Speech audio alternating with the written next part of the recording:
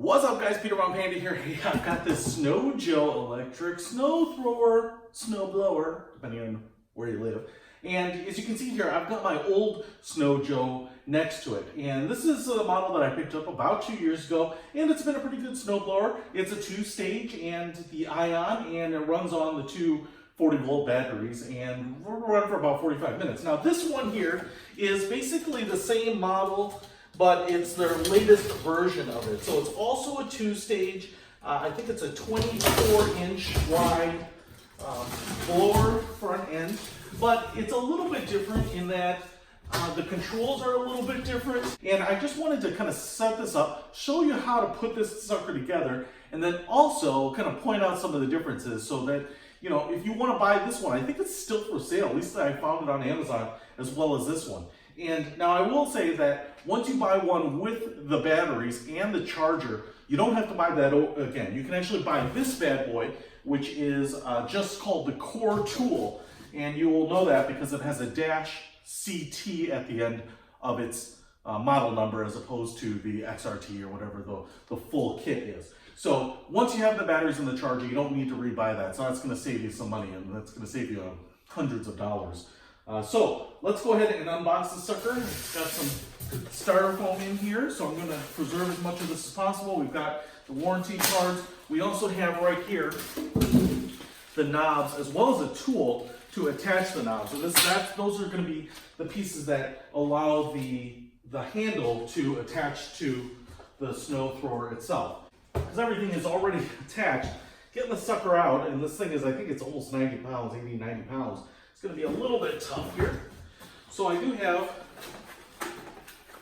in this piece here, the snow thrower chute, which I'll tell you is quite a bit shorter, I think, than the other one, and quite a bit different there as well.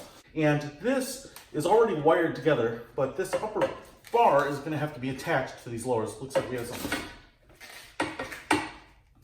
foam on the end. And then so we're just going to take those knobs from the package here and assemble them. Now, I think, according to the instructions, you want the knobs to end up on the inside.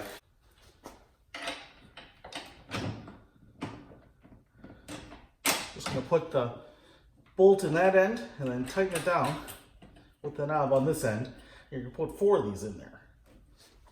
Now that we have the upper portion of the handle attached here, what we're going to do is install the chute. So what you can see here is we have some nuts that are loosely threaded in there.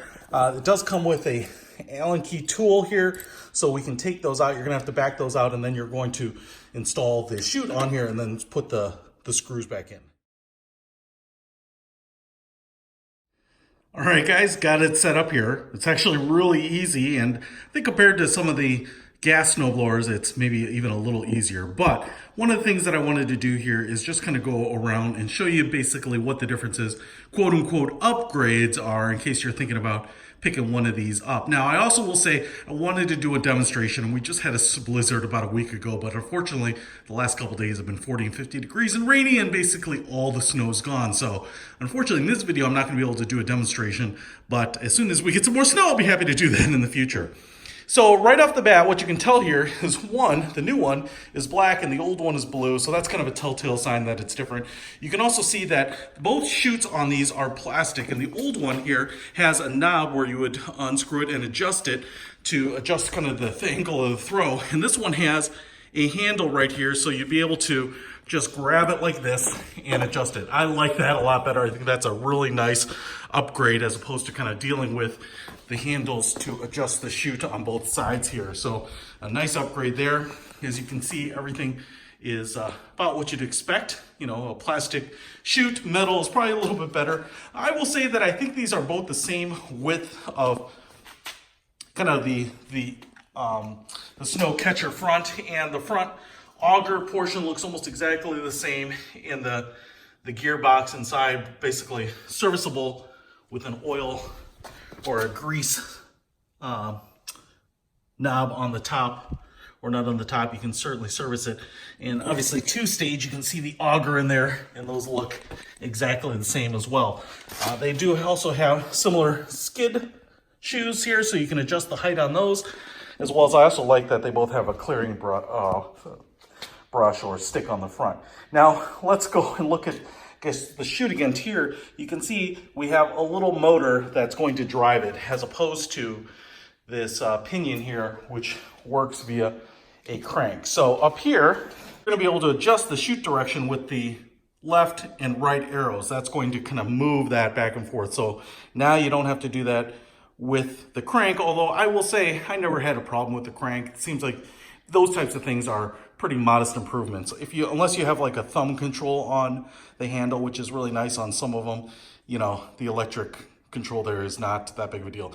The other thing I want to show you here is the difference between the control panel, and that's because this sucker has an additional forward speed. So if you can look on the old one, we have 1, 2, and 3 forward speeds, reverse, and the lights are on, and the light switch. On this, we just have the forward speed button because you kind of scroll through the, I think, 3 forward speeds. And then this export button right there is 4th forward speed, and I think it's really fast. I mean, faster than this old one because it's basically not going to let you engage the auger. So it's going to be for moving this around, which I can tell you, these do not move that fast. And especially if you're using it under self-propelled and trying to get to a sidewalk or the end of a driveway or something like that, or even to your neighbor's driveway, it's slow. So it's kind of nice that it has that export button. Now, everything else, the key and the emergency stop button looks exactly the same. So I want to just quick flip over here. You can see these LED lights now have a little bit of a hexagonal shape. They're kind of Lamborghini, seems like inspired. They do move up and down, and they are slightly canted. So you're kind of cross-eyeing them if you move them down or up. And they do work. I really like that they're on there. It looks like there's 3 LED elements in either one of them. And not every snowblower comes with lights, which is kind of amazing because in the winter, you don't get a lot of sunlight. If we look at them compared to the old one, you can see here, they also cross-eye a little bit, but what we have is only 1 LED element in there. I'm not sure if you're gonna be able to see that very well, but these seem much larger on the new one. Now, let me get over here to what I think is the biggest improvement. You can see on this handle, you'd press in that button for the auger and then squeeze the handle like this to engage it. And then similarly on this side, you squeeze up to engage the drive wheels. On the new one, you squeeze down. And I think this is the biggest improvement. You can still see a button there for engaging the auger. And I will tell you what, the issue here is that when I am snow blowing and you're squeezing like this, you're constantly pulling up and there's a decent amount of resistance on this switch here. So you're always kind of gripping like those, you know, grip workout machines, and you get tired. I'll tell you what, I mean, a lot of times I'll grip it back here because, you know, I can use less muscle. It gets really fatiguing. But the idea here is that now I'm putting my body weight, my hand being pulled by gravity can engage this auger or engage the drive wheels without having to just rely on my grip strength. So you can also kind of rest your hand on it. I think this is a vast improvement. When I look at most gas-powered snowblowers, they have a long lever, so you pull it back and then again hold it down, you know, assisted by gravity. That is a significant improvement over these. It's really kind of actually amazing. I wish that you could almost even flip these, you know, so that they were upside down. I would actually be okay with that because it wouldn't be so hard to use my index finger to engage the auger on the outside here and push down. But when you have to do this, this is really, really tiring. So overall, I think everything else looks just about the same. You know, from the top view, it looks like we have the housing where you put in the batteries. They go in side by side. You just lift this up. Batteries drop in there, and otherwise everything else looks just about the same. The main compartments look just about even. I will say the wheels are bigger on the new one, so hopefully that helps give you a little bit more traction. Maybe I'm not sure. Sometimes bigger wheels actually spread out the weight, and they don't seem any different on weight. So I don't know if this is going to help, but it certainly the bigger wheels help kind of crest some compacted snow and things like that. So overall, you know, it seems like kind of incremental improvements, but improvements in the right area. And so I'm pretty excited. Now, I will say this new Snow Joe is really no more expensive than the old one. I think about $600 for just the core tool. If you're buying it with the battery charger and the two 40-volt batteries that you need, I think it's somewhere in the $800 range. So if you only need the core tool, that's great. But overall, I think, You know, you don't have to worry about a lot of the other things that you have to worry about with like gas, whether it's changing oil, you know, the carburetor kind of smelling up your garage with the gasoline smell, firing it up. Sometimes the pull starts are a little hard. You 1-2 pull to get it started.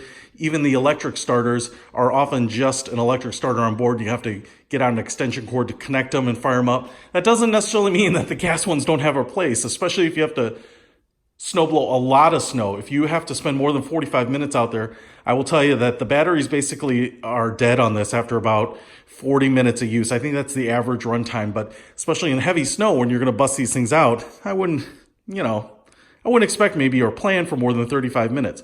But a gas snowblower, you just keep filling it up with gas and you can do your driveway, your neighbor's driveway. That's a really kind of a nice feature. So I think the gas are really, convenient, quieter, especially in the morning so you don't disturb neighbors, but they do have their downsides, and that's, range limitations for the most part. So check it out. I'll put a link to it in the description if you want to check this out. And when we get some more snow here, we'll definitely be trying it out. Peter von Panda, out.